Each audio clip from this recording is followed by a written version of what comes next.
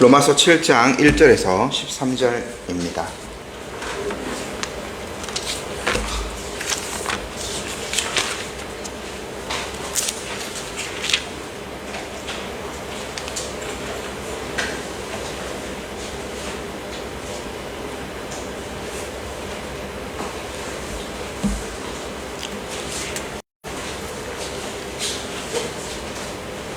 로마서 7장 1절에서 13절 하나님의 말씀을 들으십시오. 형제들아, 내가 법 아는 자들에게 말하노니 너희는 그 법이 사람이 살 동안만 그를 주관하는 줄 알지 못하느냐. 남편 있는 여인이 그 남편 생전에는 법으로 그에게 매인바 되나 만일 그 남편이 죽으면 남편의 법에서 벗어나느니라. 그러므로 만일 그 남편 생전에 다른 남자에게 가면 음녀라. 그러나 만일 남편이 죽으면 그 법에서 자유롭게 되나니 다른 남자에게 갈지라도 음녀가 되지 아니하느니라. 그러므로 내 형제들아, 너희도 그리스도의 몸으로 말미암아 율법에 대하여 죽임을 당하였으니 이는 다르니 곧 죽은 자 가운데서 살아나신 이에게 가서 우리가 하나님을 위하여 열매를 맺게 하려 함이라. 우리가 육신에 있을 때에는 율법으로 말미암는 죄의 정욕이 우리 지체 중에 역사하여 우리로 사망을 위하여 열매를 맺게 하였더니 이제는 우리가 얽매였던 것에 대하여 죽었으므로 율법에서 벗어났으니 이러므로 우리가 영의 새로운 것으로 섬길 것이요 율법의 조문에 묵은 것으로 아니할지니라. 그런즉 우리가 무슨 말을 하리요? 율법이 죄냐? 그럴 수 없느니라. 율법으로 말미암지 않고는 내가 죄를 알지 못하였으니 곧 율법이 탐내지 말라 하지 아니하였더라면 내가 탐심을 알지 못하였으리라.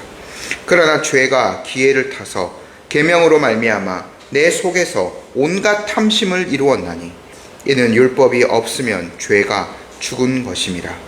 전에는 율법을 깨닫지 못했을 때에는 내가 살았더니 계명이 이름에 죄는 살아나고 나는 죽었도다. 생명에 이르게 할 그 계명이 내게 대하여 도리어 사망에 이르게 하는 것이 되었도다. 죄가 기회를 타서 계명으로 말미암아 나를 속이고 그것으로 나를 죽였는지라. 이로 보건대 율법은 거룩하고 계명도 거룩하고 의로우며 선하도다. 그런즉 선한 것이 내게 사망이 되었느냐? 그럴 수 없느니라. 오직 죄가 죄로 드러나기 위하여 선한 그것으로 말미암아 나를 죽게 만들었으니 이는 계명으로 말미암아 죄로 심히 죄 되게 하려 함이라. 아멘. 잠시 기도하겠습니다. 하나님 아버지, 오늘도 저희에게 귀한 말씀을 허락하여 주시니 감사합니다. 저희가 로마서의 이 귀한 말씀을 통하여 하나님의 뜻을 깨닫고자 하오니 성령 하나님 이 시간 온전히 역사하셔서 말씀을 잘 조명하여 주옵소서. 주님 앞에 온전히 이 시간을 의탁드리옵고 예수님의 이름으로 기도드립니다. 아멘. 저희가 지난 2주 동안 이제 한그룹교회 예배에 참석했고 지난주는 이제 로마서 말씀을 그곳에서 함께 나누었죠. 6장을 저희가 다 살펴보았습니다. 6장 7장을 통하여서 우리가 좀 한번 고민해 볼 부분이 있어요. 그리스도의 그 복음을 듣고 하나님을 신실하게 따르기로 한 사람들은 그 즉시로 모든 삶이 완벽하여지느냐? 그렇지 않죠. 끊임없이 죄의 잔재와 싸워야 합니다. 때로는 이쪽으로 너무 치우치기도 하고, 그래서 우리가 율법에 너무 매인 삶을 살아가기도 하고, 6장에서는 반대로 죄에 대해서 죽은 사람이 어떻게 그렇게 방종할 수 있는가, 바울이 그것을 이제 경계하였죠. 이 두 사이에서 많이 왔다 갔다 하면서 어려움을 겪으면서 살아갈 수밖에 없습니다. 그렇게 우리가 완성이 되어져 가는 거죠. 6장의 말씀을 저희가 다시 한번 생각해 보면 바울은 그리스도와 연합한 신자의 삶이 어떠해야 되는가 한 가지 짚고 넘어갑니다. 그 신자의 삶은 죄가 더 이상 지배할 수 없는 삶. 죄가 그 믿는 자에게 왕노릇 할 수가 없는 거죠. 그러므로 말미암아 믿는 사람은 자기 자신을, 특별히 자신의 그 지체를 불의의 무기로 죄에 내줄 수 없습니다. 오히려 자신의 지체를 의의 병기로 하나님께서 사용하시는 그러한 무기로서 자신을 하나님 앞에 드려야만이 마땅한 거죠. 우리가 은혜 안에 있다고 해서 하나님께서 모든 것을 은혜로 다 덮어주실 수 있다라고 생각하며 쉽게 죄를 지을 수 없습니다. 우리는 오히려 그렇게 우리를 의의 병기를 하나님 앞에 드리며 거룩함에 이루는 열매를 맺어 가야 하죠. 이게 신앙설교 또 6장의 핵심적인 내용입니다. 여기에서 또 다른 필연적인 질문이 하나 제기되어지는데요. 우리가 죄의 지배에서 벗어나서 은혜 안에 있게 되었다면 구약시대부터 쭉 내려져 오던 하나님의 거룩한 율법과 우리의 관계는 어떠한가? 그것이 완전히 이제는 필요 없게 되었는가? 성도에게 율법은 어떤 의미가 있는가? 그리고 어떤 태도를 지녀야 하는가? 이런 질문들을 우리가 다시 한번 던져볼 필요가 있겠죠. 답변적인 성격을 띠고 있다라고 생각해 볼 수 있습니다. 오늘 말씀을 통해서 거룩한 율법, 그 하나님이 주신 법을 어떻게 우리 삶에 더 이렇게 선용하면서 살아갈 수 있을지에 대해서 함께 알아가 봤으면 좋겠거든요. 근데 이제 바울이 우리가 1장을 제가 일단 먼저 1절을 다시 한번 읽어보고 제가 계속해서 설명을 드리도록 하겠습니다. 같이 한번 읽어볼게요. 형제들아, 내가 법 아는 자들에게 말하노니 너희는 그 법이 사람이 살 동안만 그를 주관하는 줄 알지 못하느냐. 여기서 바울이요, 법이라고 말하는데 이게 뭐 세속적인 법일 수도 있지만 일단 율법을 잘 아는 사람들에게 먼저 전달한 내용이라고 보여집니다. 그래서 하나의 어떤 보편적인 원리를 제시하면서 시작하는 거죠. 1절에서 말하는 그 법의 원칙은 뭐냐면 법은 사람이 사는 동안에만 그를 주관한다는 것입니다. 바울이요, 요 법 원리를 설명하기 위하여서 결혼의 비유를 예로 들죠. 2절, 3절 저희 함께 한번 읽어볼게요. 남편 있는 여인이 그 남편 생전에는 법으로 그에게 매인받으나 만일 그 남편이 죽으면 남편의 법에서 벗어나느니라. 그러므로 만일 그 남편 생전에 다른 남자에게 가면 음녀라. 그러나 만일 남편이 죽으면 그 법에서 자유롭게 되나니 다른 남자에게 갈지라도 음녀가 되지 아니하느니라. 이 결혼법이에요. 오늘날의 결혼 제도라든가 결혼법이랑 좀 굉장히 많이 다르기 때문에 이해가 쉽지 않을 수도 있는데 이런 거예요. 고대의 결혼 제도는요, 남편이 있는 여인은 그 남편이 살아있는 동안 결혼법에 의해서 그에게 매여져 있어요. 남편에게 매여져 있어요. 오늘날의 그 어떤 여성 인권의 관점에서 좀 생각하기 좀 어려운 개념이지만, 그래서 이혼을 했더라 하더라도 모세의 법에도 이혼 증서를 써줘서 이혼할 수 있게 되어져 있거든요. 예수님이 그걸 다시 한 번 더 설명해 주시는 내용이 복음서에 나오긴 합니다만, 근데 그렇게 이혼했다 하더라도 전 남편이 살아있는 동안에 다른 남자에게 시집갈 수 없어요. 그 다른 남자에게 만약에 시집을 간다, 쉬운 말로 뭐 요즘에는 뭐 재혼 많이 하잖아요. 근데 이 고대 결혼법에 따르면 그렇게 되면 그 여인은 가늠한 여인처럼 취급이 되는 거죠. 근데 바울이 설명하기를요, 남편이 죽으면 거기에서 벗어나는 거예요.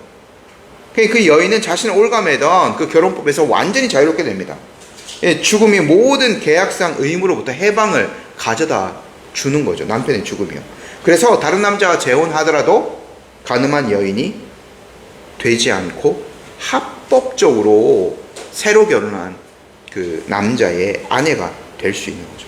바울이 이 비유를 갖고 와서요, 신자가 율법과 맺고 있던 예전 관계가 어떻게 단절되었는지를 설명하거든요. 4절 저희 함께 읽어보겠습니다.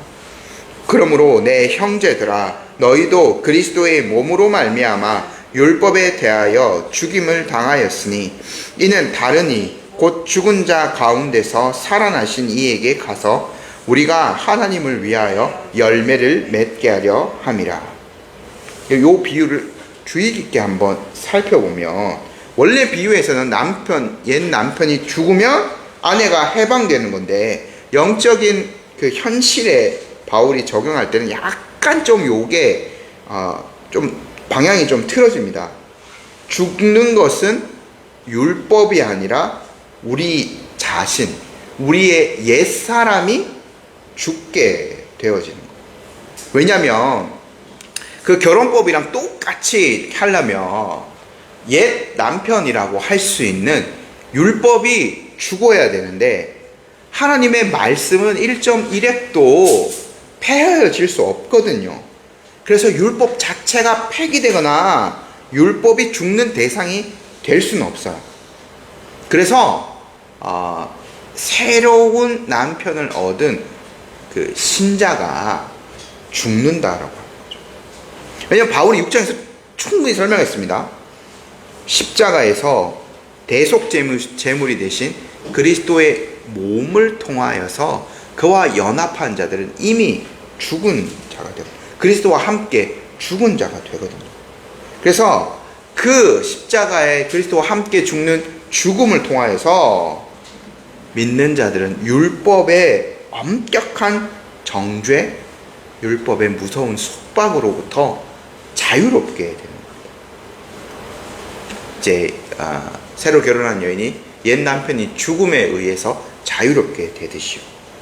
근데 이제 이 해방이 어떤 의미인가 우리가 한번 생각해 볼 필요가 있죠.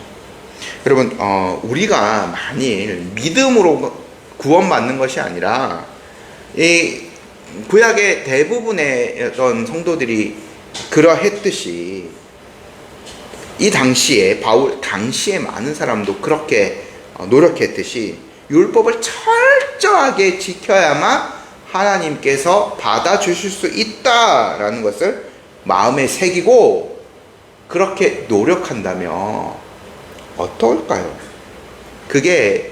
그것을 지키려는 사람에게 소망을 줄 수 있을까요? 나 오늘은 이거 하나 지켰고 내일은 이거, 내일 또 다른 날은 또 십계명에 이것을 지키고 이렇게 해서 하나하나 율법을 지켜감으로 자유로움을 느끼고 내가 정말 하나님 나라에 들어갈 수 있을 거라는 소망을 가질 수 있을까요? 절대 그렇지 못해요. 순전하게 율법을 지키려고 하는 사람은 오히려 너무나 큰 두려움과 저주를 아마 느꼈을 거예요. 왜요? 율법을 지키게 노력하면 노력할수록 실패하고 오히려 더 죄를 짓기 때문인 거죠. 근데 이런 거에 대해서 죽었어요. 예수님 그리스도를 믿는 자들은 그리스도의 몸으로 말미암아 율법에 대하여 죽임을 당합니다. 그래서 율법의 지배 영역에서 그것이 관계가 끊겨진 겁니다. 6장에서 좀 설명을 드렸습니다만, 믿는 자가 율법에 대하여서 죽는 목적은 자기 마음대로 살려고, 방종하게 살려고 그런 목적이 결코 아니죠. 율법에서 벗어난 것, 율법의 굴레로부터 벗어난 것은 새로운 남편을 얻기 위함입니다. 즉 사망의 권세를 깨뜨리고 부활하신 그리스도와 영적으로 새로운 결혼을 하기 위함인 거죠. 이 죽음이 없다면 그 예수 그리스도와 새 결혼이 이루어질 수 없는 거예요. 결혼법에서 설명되었듯이. 그래서 신자는 옛 남편인 율법의 손에서 벗어나서 이제는 새 남편이신 그리스도께로 소속이 완전히 옮겨진 겁니다. 근데 바울이요, 이 연합의 궁극적인 목적이 뭐라고 말해요? 4절에 열매를 맺는, 하나님을 위하여 열매를 맺는 영광스러운 삶을 위하여서 이러한 새로운 소속이 생겼다라고 설명하고 있습니다. 이러한 새로운 신분, 새로운 어떤 영역, 거기에 속하게 된 변화는 5절, 6절에 육신과 영의 대조를 통해서 더 선명하게 드러나거든요. 5절 저희 함께 한번 읽어보겠습니다. 우리가 육신에 있을 때에는 율법으로 말미암는 죄의 정욕이 우리 지체 중에 역사하여 우리로 사망을 위하여 열매를 맺게 하였더니, 바울이 우리가 육신에 있을 때라는 표현을 합니다. 이거는 단순히 육체, 우리의 물리적인 몸을 의미하는 것은 아니겠죠. 내 안에 성령님께서 계시지 않고 타락한 본성이 지배하던 그때, 즉 죄와 율법이 왕노릇하던 옛 시대의 지배 영역 안에 있을 때를 뜻하는 겁니다. 그때는요, 하나님의 율법이 주어져요. 그럼에도 불구하고 그것을 선하게 사용하는 것이 아니라 그 율법이 내 안에서 죄의 정욕들을 더 자극하는 것. 율법의 조문이 내 지체 안에서 맹렬히 역사하여서 오히려 사망을 위한 열매를 맺게 만드는 거죠. 좀 이따 더 설명을 드리겠습니다. 8절을 설명하겠습니다. 근데 6절에 이와 대조되는 삶을 선포하죠, 바울이요. 이제는 어떻게 되었는가? 6절 말씀 함께 읽어볼게요. 이제는 우리가 얽매였던 것에 대하여 죽었으므로 율법에서 벗어났으니 이러므로 우리가 영의 새로운 것으로 섬길 것이요 율법의 조문에 묵은 것으로는 아니할지니라. 이제는 그리스도를 믿는 자들은 율법이라는 옛 체제에서 완전히 벗어났습니다. 율법은 사실 구원하지 못해요. 인간을 구원할 능력이 없어요. 오히려 인간을 더 정죄만 할 뿐이죠. 그 문자적 율법의 속박에서 벗어난 자들이 되었습니다. 그래서 신자들은 어떻게 하나님을 섬길 수 있나요? 새 언약의 시대에 새로운 것으로 하나님을 섬길 수 있습니다. 여러분, 이게 율법주의로 하나님을 섬기는 것, 다시 말씀드리지만 이렇게 하면 하나님 제대로 섬길 수 없어요. 여러분도 아마 어떻게 보면 좀 이러한 것들을 자기도 모르게 경험했을 수도 있겠습니다만, 두려움, 그러니까 율법을 못 지키실 때 정죄를 받으면 어떡하나 하는 두려움, 그 처벌의 공포 때문에 억지로 율법을 지키려 한다면 그거는 노예처럼 살아가요. 예전에 노예는 주인이 시킨 거 안 하면은 그대로 채찍질을 당하기도 하고 주인한테 매맞잖아요.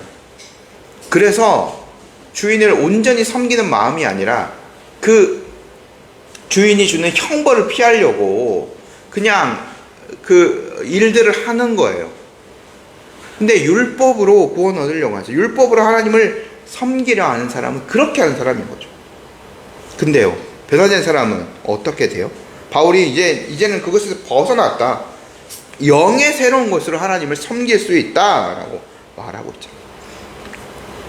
이 영은 성령님을 말씀하는 겁니다. 내주하는 성령님의 능력을 힘입어서 오히려 자발적으로 누군가를 향한 사랑이 있다면 자발적으로 무엇인가를 하지 않습니다. 그리스도를 향한 깊은 사랑, 자발적인 기쁨으로 순전히 하나님을 섬기는 자녀가 되는 거죠. 이런 대조적인 삶이 있어요. 근데 바울의 이러한 율법 해석을 들은 사람들은요, 율법을 매우 중요시하게 여기던 유대인들 같은 경우에는 아마 즉각 반박했을 수도 있습니다.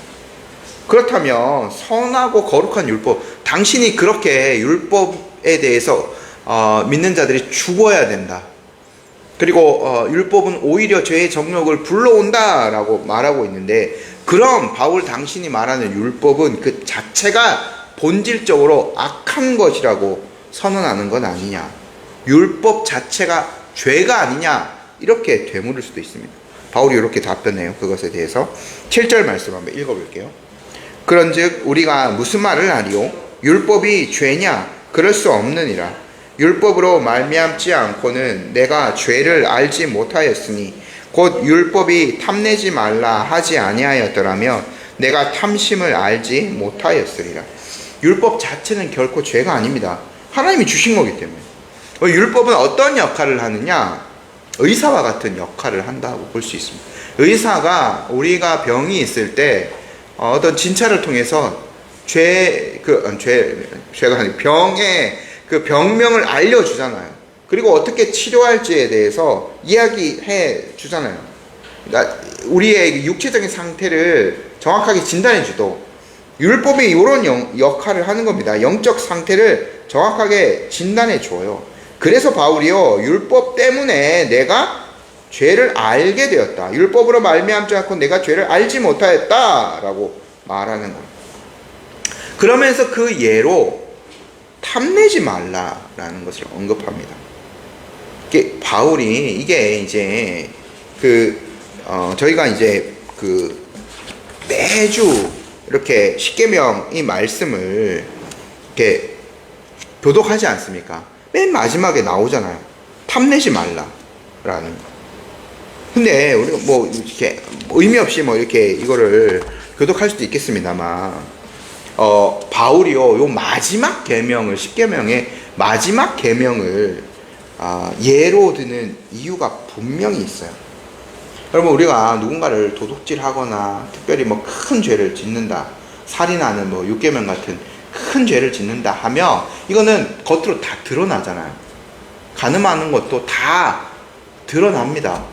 근데요, 마지막 계명 이 탐심 같은 경우에는 인간의 마음 가장 깊숙한 곳에서 은밀하게 숨어 있잖아요. 내면의 어떤 그 욕망 아닙니까? 다른 계명들은 숨겨질 수 있을지라도 이 탐심 같은 경우에는 스스로를 속이는 행동이 되는 거죠. 그래서 이 마음의 깊은 동기를 찌르는 탐심이라는 요 계명 앞에서는 자신의 내면이 얼마나 부패하고 우상 숭배적인 욕망으로 가득 찬 죄인인가를 철저하게 깨달을 수밖에 없는 거죠. 그래서 여기에서 바울이요, 한 가지 더 교활하고 파괴적인 죄의 속성을 드러내는데요. 8절 말씀 함께 읽어볼게요. 그러나 죄가 기회를 타서 계명으로 말미암아 내 속에서 온갖 탐심을 이루었나니 이는 율법이 없으면 죄가 죽은 것임이라. 죄가 기회를 타서요, 오히려 온갖 탐심을 이루게 해요. 율법이 없었으면 탐심을 알지 못하였을 것인데 그 율법 때문에 그래서 탐심을 버리는 게 아니라 더 탐심을 불러일으키는 거죠. 바울이 기회를 타서라는 단어를 사용하는데 이거 군사적인 용어입니다. 적진으로 침투하기 위해서 작전기지나 교두보를 구축한다는 뜻이거든요. 율법이 없을 때에는 죄가 무기력하고 활동하지 않는 것처럼 내면에 쫙 깔아앉아 있어요. 근데 율법이 주어지자 죄가요, 그 율법, 거룩한 율법을 군사기지처럼 삼는 거예요. 그래서 우리 안에 반역성을 확 불러일으키는 겁니다. 오히려 더 그 나쁜 죄를 알았으니까 지으라고 죄가 그 율법을 딱 기지 삼아서 더 활발하게 틈타는 거죠. 인간의 타락한 본성이 얼마나 무서운가가 여기서 드러납니다. 하지 말라라고 하면 더 강한 매력을 느끼지 않습니다. 그래서 기꺼이 그것을 하고 마는 삐뚤어진 속성이 여기에서 드러나는 겁니다. 좀 우리가 많이 찔리죠. 근데 이제 제가 한 가지 예를 한번 들어볼게요. 고백록을 쓴 가장 이제 초대 교회에서 모든 어떤 그 초대 교회의 신학을 완성한 신학자라고 할 수 있는 어거스틴이 있습니다. 근데 이 어거스틴이 어릴 적에 참 이렇게 하나님의 길을 벗어난 그런 삶을 살았는데, 이것도 이제 요즘에 이제 요 고백록을 EBS에서 다큐멘터리로 만들어서 이렇게 나오는 것이 있는데, 그걸 보면 어릴 적 얘기가 나오는데, 이거 책에 나오는 그대로를 이제 영상으로 만든 건데, 어릴 적 그 어거스틴이 옆집에 배나무를 싹 털어버려요. 서리를 확 하는 겁니다. 근데 그것을 왜 했느냐? 뭐 배가 먹고 싶어서, 달콤한 과일이 먹고 싶어서 한 게 아니라 그냥 그 욕망을 즐기기 위해서, 그냥 도둑질 하지 말라라는 그 계명, 그 철저한 어떤 기독교 가정에서 자랐기 때문에, 기독교 문화권에서 자랐기 때문에 그게 죄라는 거 분명히 알고 있는데, 오히려 그렇게 하니까, 도둑질을 하니까 그 금지된 행동에서 더 짜릿함을 느끼는 거예요. 그래서 그거 다 훔쳐가지고 돼지한테 싹 다 던져버려요. 자기는 먹지도 않고. 그 죄가 주는 달콤함을 즐기기 위한 거죠. 이처럼 죄는요, 하나님의 법을 역용합니다. 우리 안에 온갖 악한 욕망을 더 끌어올리게 만드는 거죠. 바울이 자신의 뼈저린 경험도 나눠요. 9절 말씀 함께 읽어볼게요. 같이 읽어보겠습니다. 전에 율법을 깨닫지 못했을 때에는 내가 살았더니 계명이 이름에 나는 죄는 살아나고 나는 죽었도다. 이거 바울의 내면적인 고백이에요. 근데 바울 자신의 개인적인 어떤 경험만은 아닐 겁니다. 이스라엘 백성 전체의 경험에도 할 수 있어요. 과거에 시내산에서 율법을 받았던 그 이스라엘 전체의 경험이기도 하고, 하나님의 법 앞에 서게 되는 모든 인류의 보편적인 어떤 영적인 실존을 대비하기도 합니다.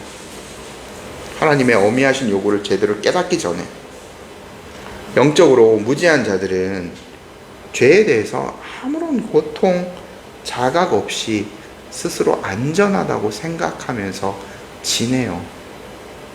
그러니까 그게 나쁜 행동인지 모르고 정말 천진난만하게 죄를 짓는 거죠.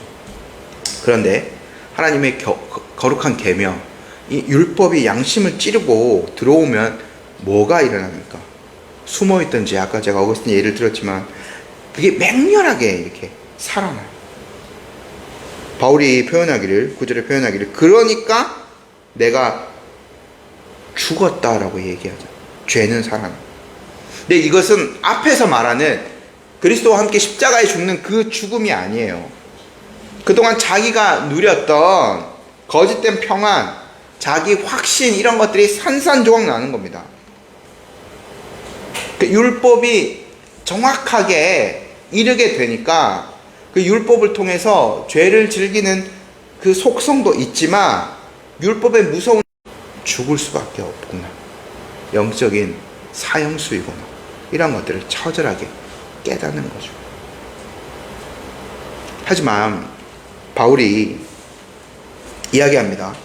이 율법이 처음에는 생명을 주기 위해서 우리에게 교묘하게 비틀어 가지고 하와를 유혹하지 않았습니까?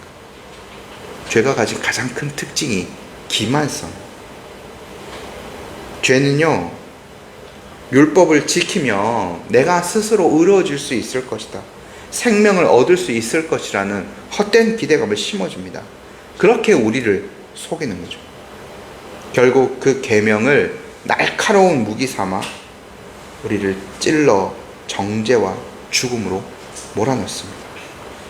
여러분, 살인자가, 이게 뭐 칼은 아닙니다, 칼을 막 휘둘러서 누군가를 죽였어요. 근데 잘못이 어디에 있는 거죠? 사람을 죽게 만든 이 칼에 있는 건가요? 아니죠.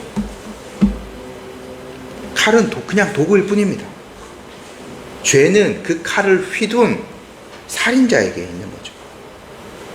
마찬가지로 이 율법은 죄가 우리를 속이고 죽이기 위해서 사용한 수단일 뿐이었습니다.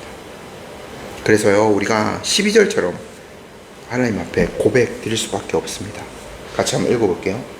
이로 보건대 율법은 거룩하고 계명도 거룩하고 의로우며 선하도다. 하나님의 율법 그 자체는 매우 선한 겁니다.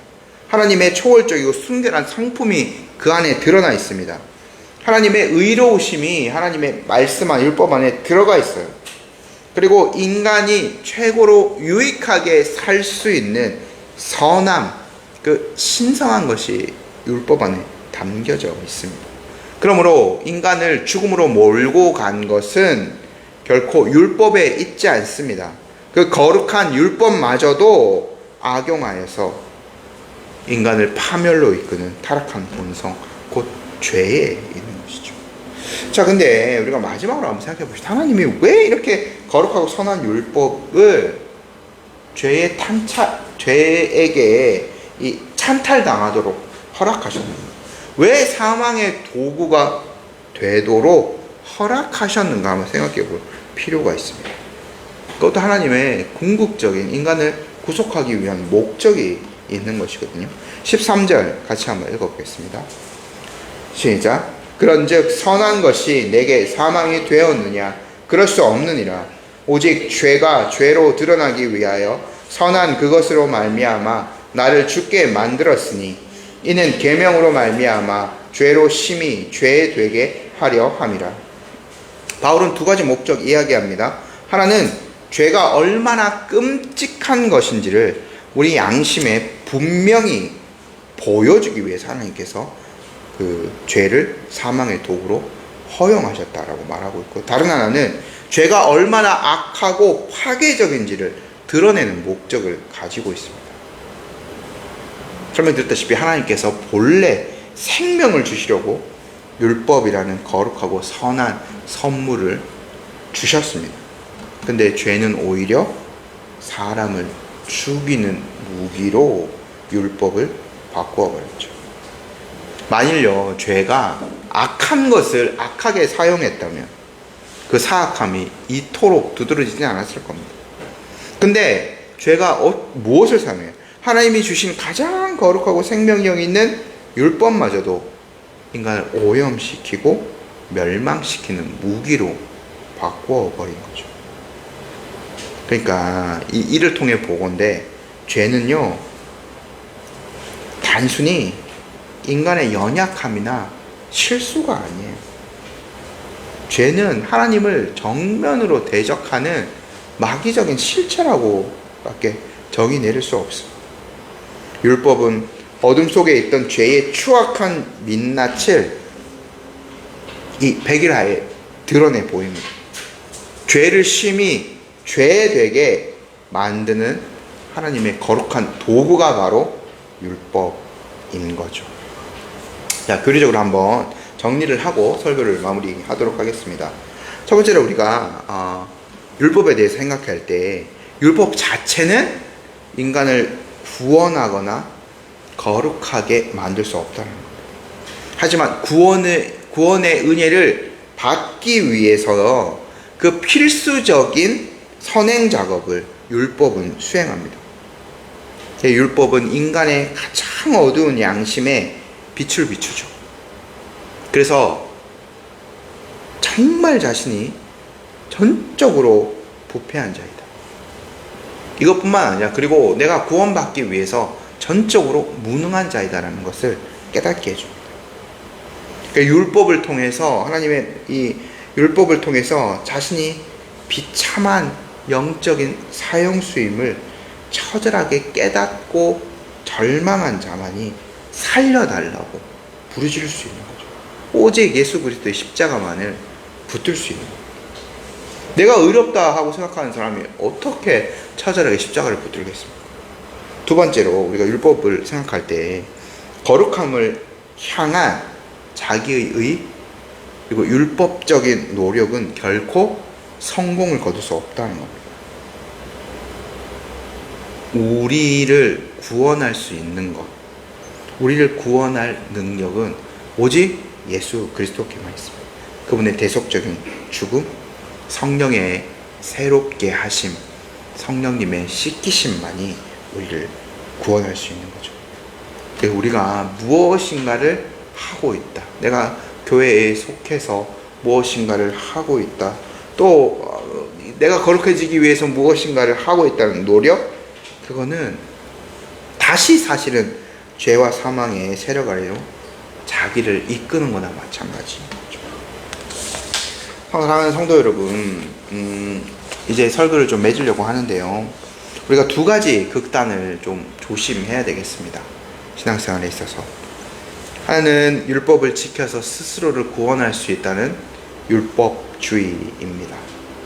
다른 하나는 6장에서 설명했던 대로 하나님의 은혜를 핑계로 거룩한 삶을 포기해 버리려고 하는 방종입니다. 요 두 가지 극단은 우리가 항상 조심해야죠. 근데 우리는 너무나 쉽게 요 극단에 빠져버릴 수 있거든요. 우리는 그리스도의 십자가로 율법의 정죄에서 완전히 해방되었습니다. 그런데 율법에서 해방되었다고 해서 율법이 요구하는 거룩한 삶, 그것까지 포기해야 할 이유는 결코 없습니다. 우리는 근데 더 이상 두려움으로 노예처럼 거룩해지고 하나님께 나아가려고 하지 않습니다. 우리는 부활하신 주님과 함께 연합한 자유인이지 않습니까? 우리의 신앙생활을 생각할 때 단순히 이거 하지 마라, 저거 하지 마라, 또는 이거 해라, 이러한 규칙 지키기에 머물러 있다면 우린 여전히 율법 안에 머물러 있는 자인지도 모르겠습니다. 그것이 아니라 그렇게 자기의 힘으로 의를 쌓아가려고 하는 것이 아니라 그 율법을 통해서 우리가 다시 한번 우리 자신을 발견할 수 있어야 되겠죠. 거울처럼 우리 자신을 보는 겁니다. 얼마나 내 안에 위선이 있는가. 바울처럼 그 율법을 통해서 내 안에 얼마나 많은 탐심이 있는가를 정직하게 바라볼 수 있어야 되는 거죠. 그리고 정말 가슴을 치는 회개가 있어야 하지 않겠습니까? 하나님의 거룩한 말씀이 우리에게 올 때마다 그 거룩해지라는 하나님의 요구가 우리에게 들려지고 말씀을 통해서 우리가 그것을 깨달으면 깨달을수록 우리는 주님 앞에 이렇게 고백할 수밖에 없지 않나요? 나는 스스로 나를 구원할 힘도 없고 나를 거룩하게 할 힘도 없습니다. 그러니 주님 도와주십시오 라는 이러한 깊은 탄식이 우리 안에 더 터져 나와야 되겠죠. 이러한 절망의 끝에서야 비로소 우리는 우리를 위해서 율법의 저주를 대신 지신 그리스도의 은혜를 전심으로 찬양할 수 있을 것입니다. 이제 우리를 생명으로 살게 하신 그리스도께 더욱 감사하며 살아갑시다. 우리 자신의 힘이 아니라 우리 안에 계신 성령 하나님을 더욱더 의지합시다. 그리고 율법적인 두려움이 아니라 하나님이 주신 자유와 기쁨으로 그 자원하는 심령으로 자발적인 사랑으로 거룩한 열매를 맺으며 살아갈 수 있는 저와 여러분 되시기를 간절히 소망합니다. 아멘. 함께